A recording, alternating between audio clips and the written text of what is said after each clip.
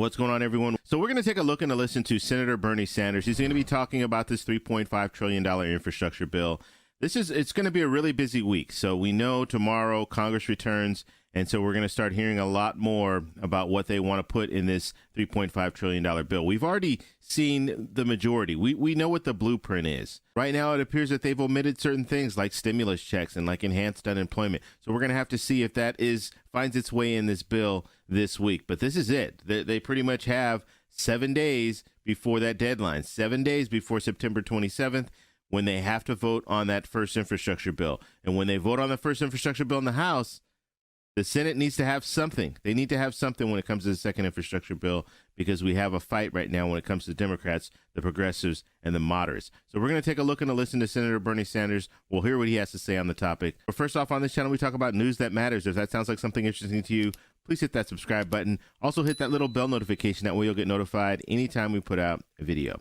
And like always, if you see my name and a picture of me in the comment section, make sure you also see a check mark next to my name. That check mark signifies that it's me. If you do not see that check mark, it's not me. It's someone trying to impersonate me. Okay, so let's go ahead and get right to this clip here. This is on Face the Nation, and it gets a little heated. It's a pretty good discussion, so let's go ahead and play this. Here we go. Burlington. Good morning. Good morning. Lots to get to with you today, but I do want to ask your reaction to news that the U.S. military, 7 children, 3 civilian adults in this drone strike. You have in the past been very critical of reliance on drone strikes. Are you comfortable with the Biden administration's over-the-horizon policy? Well, I certainly hope they understand what happened and make sure that never happens again. This is not only a human tragedy, it reflects on us before the entire world. It's unacceptable. Yeah, really tragic what's going on in Afghanistan. I mean, we've been watching this for the last, month and a half now when it comes to the withdrawal from Afghanistan and everything. I mean, hopefully they can figure something out. The government can figure something out and try to fix this whole situation. This is one of the things I don't like to get too much off topic when it comes. I want to focus on the $3.5 trillion bill, but yeah, this is a tragedy. There's another tragedy that they're going to talk about next with Haiti and immigrants from Haiti. And I mean, you have to look at what's going on. So we have this situation that happened in Afghanistan. We have the situation that's going on with immigrants from Haiti. Then we have the $3.5 trillion bill. So we have a lot of stuff that's going on right now. And Congress is going to have to come back and try to figure out exactly how they're going to move forward with all these different things that are going on. Immigration, I also want to get your reaction to what the Biden administration just said they're doing this weekend, which is to step up deportations, particularly of some of these Haitian migrants who have gathered in southern Texas, thousands of them. Congresswoman Ilhan Omar has called it inhumane. Do you agree with her? And looking at what you're working on right now on Capitol Hill, do you expect immigration will be tucked into this $3.5 trillion spending plan? I hope it will, in the sense that right now we have many, many millions of undocumented people in this country, people who are working hard. In fact, people who have maintained this economy, people doing the essential work, something like 11 million people. And I would hope very much, and I think the American people agree, that now is the time, and if we can do it through reconciliation, I'm there, I want to do it, to move toward a path toward citizenship and comprehensive immigration reform through the reconciliation bill. But that's my hope.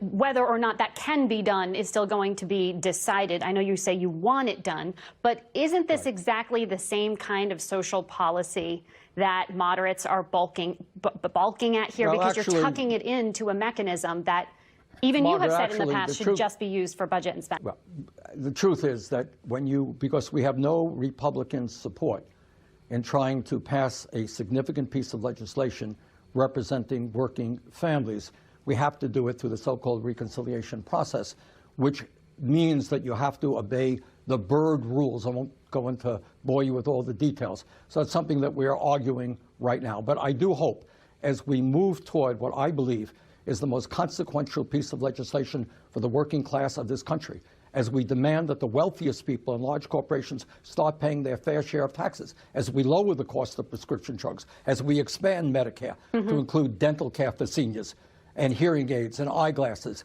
as we lower the childhood poverty, as we have already done, maintain that by 50% as a result of the American Rescue Plan. I hope that immigration reform is part of that general package. But don't all these very worthy causes you're laying out deserve their own debate and consideration? You in the past have said that this is not how Margaret, right now happen. we have no Republican support. There's not one Republican who is prepared to stand up to the drug companies and lower the cost of prescription drugs. And you may drugs. not have full Democratic support Not one Republican either. who wants to build affordable housing. We can't do it without the reconciliation package.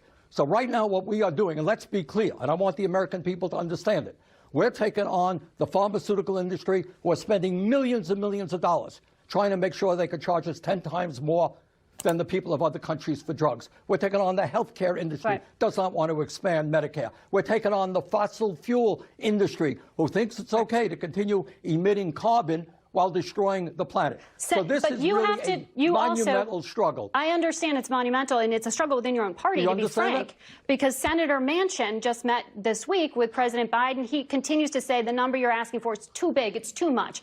Will you meet with the president this week, and do you plan to give anything here to get closer to the numbers that the moderates in your own party say need to be met? Well, let me tell you this. We have started off, as you know, with, I would guess, 80% of the Democratic caucus supporting a $6 trillion bill. Remember, this is over 10 years.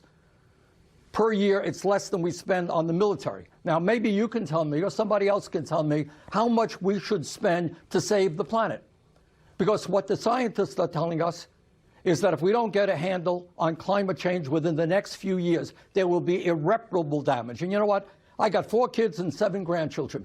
And I think we have a moral responsibility to leave them a planet that is healthy and is habitable. Are you sure so we are that working right now. We got 50 votes. We're going to have to work it out as we did with the American Rescue Plan. But I have already made, and my colleagues have made, a major compromise going from $6 trillion down to $3.5 trillion. So Yeah, and I think that's important to note. And I know everyone's stuck on the $3.5 trillion number, but the reality is it was $6 trillion, and they moved down to $3.5 trillion. So there's already been a compromise, and that's what Senator Bernie Sanders is trying to say. Look, we've come down from $6 trillion to $3.5 trillion, and Senator Manchin was at 1 to $1.5 trillion, and that's it. He hasn't moved from that point. So in reality, and what Senator Bernie Sanders continues to say is, look, we've already negotiated. We've already gotten down to this number. So he doesn't want to move down any further. He thinks that $3.5 trillion is, in his words, not enough. They need even more. So it's going to be very interesting to see how they work through this. But I don't understand the whole push. He needs to talk. Is he going to talk to the president? Is he going to talk to the president? The reality is Congress needs to negotiate. The president shouldn't even really be involved at this point. The only reason that he's involved is because he's the leader of the Democratic Party and he's trying to get everyone in line. But when it comes down to it, Congress, they're the legislators. They need to legislate. So they need to negotiate this out and get this bill approved in the Senate and approved in the House and then sent to the president. Hearing you correctly when you say you are not willing to move on that $3.5 trillion number, even if the president asks you to do it. I mean, are you risking losing everything? Look, right now what we are doing is we are engaging with the House and the Senate. It is a complicated proposal. All I am telling you is that $3.5 trillion is much too low. A compromise has already been made. An agreement has been made. And the American people, by the way, poll after poll after poll, are telling us now is the time to stand up to powerful special interests. Now is the time to start representing working families on all of these issues. They are enormously powerful. And maybe, just maybe, we can work for workers for a change and not just wealthy campaign contributors. You keep saying the number of 50 votes, but it is well reported that Senator Manchin and Senator Sinema are not with you on this within the Democratic Party. Are you certain that President Biden will get them all in line? Well, we went through this with the American Rescue Plan. We dealt with this with the American Rescue Plan, which, as you know, is the most significant piece of legislation to take us out of the economic decline. And it cut childhood poverty by 50%. It provided unemployment benefits. It did what had to be done to get us out of the emergency. We came together, and I expect, because of the pressure of the American people, we're going to come together again and do what has to be done. Will you meet with President Biden this week, just like Senator Manchin did last? I'm happy to meet with the president anytime. But at the end of the day, I think what the overwhelming majority of the American people want us to do is finally stand up for them, not just the drug companies and the healthcare industry and the fossil fuel industry. This is what we are trying to do. It's an enormous fight. We're going to win it. Okay, so there was Bernie Sanders talking about this $3.5 trillion infrastructure bill, this second infrastructure bill. And the reality is, when we're looking at this, I don't know how they're going to get there by September 27th. There's just too much still out there. We don't know exactly what's in this second infrastructure bill. We don't know how what the top line number is at this point. We know $3.5 trillion is what Senator Bernie Sanders wants.